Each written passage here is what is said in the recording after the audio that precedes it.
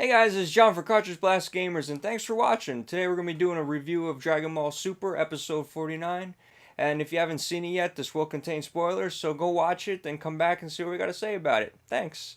Where we last left off, Trunks was ready to punch Goku right in the face. Why? Because he wasn't sure where he was just yet. He just woke up, he sees Goku's face, he thinks it's black, he goes to punch his face, and we find out the reason why was because the last time Trunks was in that timeline, remember, Goku had died during the Cell games, so Trunks wasn't sure why he was alive and he wasn't sure if he was in the right timeline. But afterwards, he finds out everything's good, and he was in the right timeline. Everything was squared away, and he was good to go. So Trunks explains that the future is in peril once again, so Vegeta happens to ask him, does it happen to be Majin Buu? He responds no, and that he took care of Babidi and Dabura before they could even get enough energy to revive Majin Buu. So then Trunks tells him about Black and everything he went through. And first thing Vegeta does is yell at him for being a coward, thinking he ran away through time to get away from him. But in reality, it turns out he was sent back to fix the time machine and bring back help to that timeline. He wasn't running away from him. So Goku wanted to spar Trunks to see how he compared to Black. So him and Trunks start sparring, and it's awesome right away. Trunks becomes Super Saiyan 2, and then they start fighting. Goku's holding him back, but then Goku compliments Trunks on his power, but Trunks says this power doesn't stand a chance against Black. And every time he fights him, he gets more powerful and powerful. So Goku himself says, well, then I'm going to power up. And then he powers up to Super Saiyan 3 and shows Trunks Super Saiyan 3 form, and then defeats Trunks real quick and asks him, well, how does that stand against Black? And Trunks responds, he's probably stronger than that Goku Super Saiyan 3 form. And as soon as that happens, the sky opens up, lightning strikes, Black appears out of nowhere, and it's the end of the episode. So what do I think of the episode? Well, the animation in this one was a lot better than most. It wasn't as good as the last two, I don't think, but there's a few frames that you could see there that don't look right. But overall, it wasn't bad. It was good. The action was great. I mean, it was subtle, it was quick, but I enjoyed the hell out of it. To see what happened in Trunks' timeline, because as fans we always wondered if Majin Buu ever showed up in Trunks' timeline, and maybe he went Super Saiyan 3 to stop him or anything like that, but we find out that he actually defeated Dabura and Babidi before he could even be revived. Which makes sense because if you think about it, sure they showed up a little bit later than in the Z timeline that we know, but because the androids destroyed most of the Earth, they're rebuilding and everything, there wasn't a lot of power to revive them. So maybe that's why they waited till there was more humans on Earth or more power to be had. And remember, during Z's timeline, Goku and Vegeta at Super Saiyan 2 were fighting together. So that really boosted the power and made Majin Buu hatch. So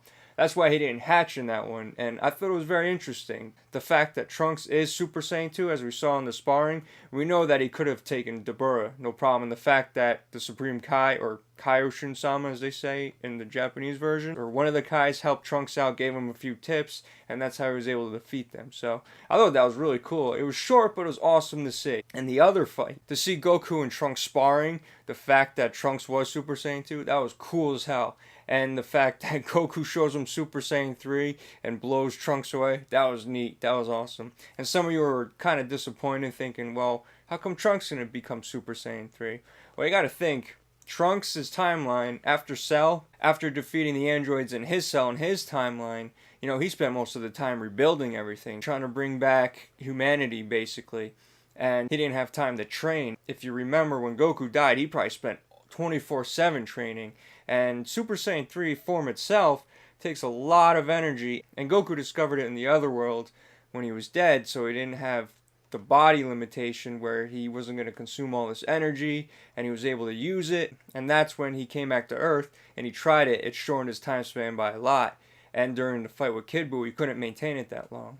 See, this is my theory with Vegeta. A lot of people are pissed off because we've never seen a Super Saiyan 3 canon Vegeta. Well, to be honest, I think he could go Super Saiyan 3, but he's smart enough not to try it because he knows its limitations. He knows when he does it, it puts so much strain on the body, it shortens the timeline of doing it. So he'd rather power up his Super Saiyan 2 form, which consumes less energy, than trying to push to Super Saiyan 3, burn his stamina and all his energy and his physique and probably even his lifespan.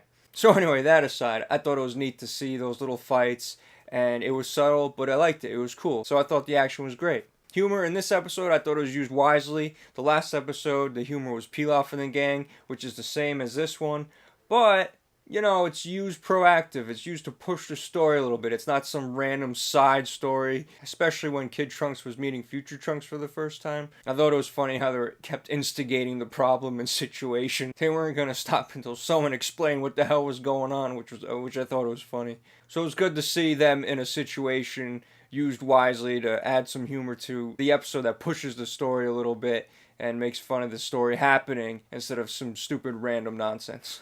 And also, what the heck was up with the fish sausage things? You meme creators are going to have a field day with this. I mean, just look at that.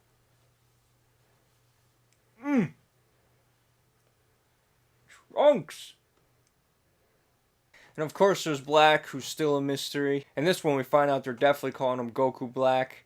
Bulma, future Bulma gave him that name because when he first appeared, he revealed himself as Son Goku. And since he's wearing all black, Bulma called him Goku Black. But is he definitely Goku?